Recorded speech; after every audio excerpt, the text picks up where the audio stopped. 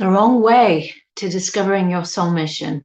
That's what I'm going to talk about in this live stream. Hi, I'm Natasha Bailey from Soul Mission. So welcome all to today's live stream. And in the previous video, I talked about the right way of going about to discover your soul mission purpose. So I would be remiss if I didn't also share the wrong way to go about it and the pitfalls behind that. What I see happening a lot, especially in these spiritual community. So the wrong way to go about it, I really do feel, is getting in touch with a psychic or some other person who you feel is going to tell you what your soul mission is. Unless what they say resonates with you, don't allow someone to tell you what your soul mission is. Part of your journey is about discovering it for yourself. Now, you may get people coming along, psychics or other mediums, who are correct in what they're saying that your soul mission is about. Fine. But unless you acknowledge it and resonate with it, you may block yourself from being on that mission or accepting it. So you often, when we want the answers and we seek them out and people do tell us the right answer, we are just not ready for it. So we can often block ourselves from accepting or being on that path or discovering our soul mission. The other wrong way of discovering the soul mission is when we're coming from ego, right? So we're not coming from the heart pathway to the soul pathway, but we're coming from ego.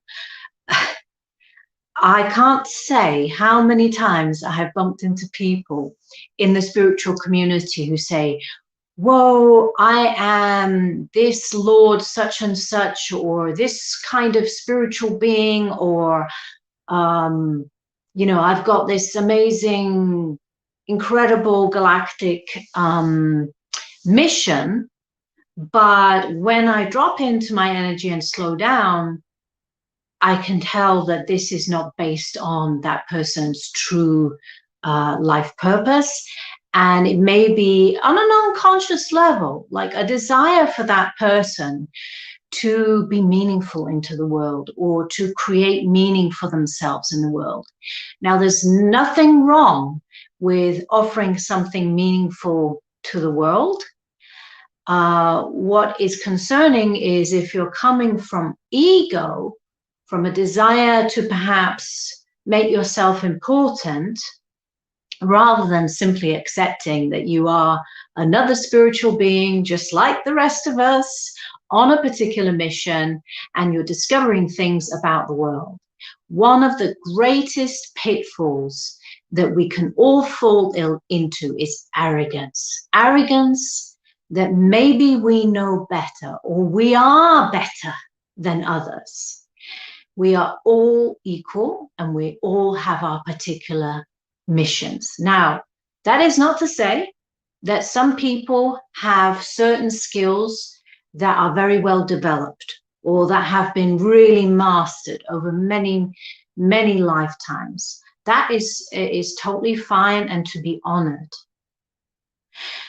But what I'm seeing in the spiritual community is a lot of people are coming to their soul mission from a place of trauma. Perhaps you were so shut down, put down, and silenced growing up that, you know, you flipped into a sort of mini narcissism to try to compensate for, you know, the downtroddenness that you may have experienced growing up, where you had to basically suppress the authentic self, suppress the authentic you, and try to find coping mechanisms to survive those difficult situations in life. But what can happen is if someone has been through enough trauma over enough time, then they may completely flip into their, excuse me, they may completely flip into their shadow false self, which can be very narcissistic. I don't know about you guys, but I've definitely had experiences with quite narcissistic, either spiritual teachers or gurus, or teachers who were still incredibly wounded and traumatized. I personally had an experience with one teacher who accused me of stealing her material, and I didn't get the £6,000 that I paid for her program, and furthermore, I was accused and then taken to the solicitors to try to extract another £3,000 from me as compensation.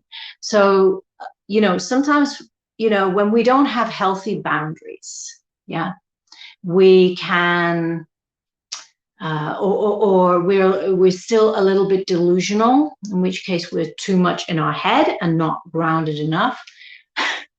We can really get to a very bizarre place where we are kind of stepping into a fantasy world, to try to escape what might be a day-to-day reality that's quite painful.